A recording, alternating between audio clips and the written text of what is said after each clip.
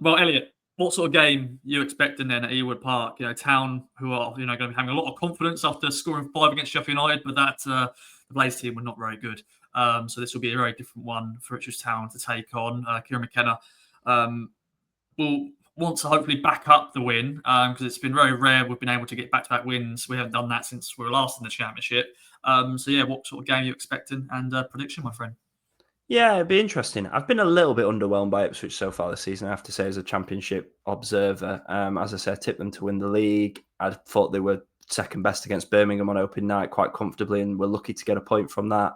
But it seems they are starting to find their feet, and certainly once they got the first goal against Sheffield United last weekend, I sat down and watched it on Friday night.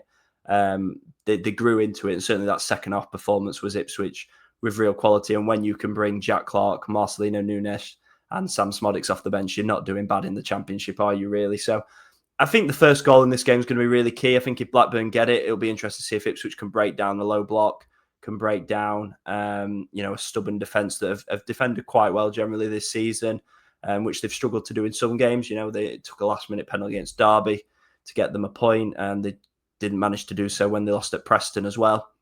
So I think the first goal will be really key. Equally, if Ipswich get that and Rovers then have to come on to Ipswich a bit further, there'll be a lot of space on the counter-attack for the likes of Philogene, for whoever plays on that right-hand side, whoever that may be, Hurst running in behind. There'll be plenty of space to try and exploit.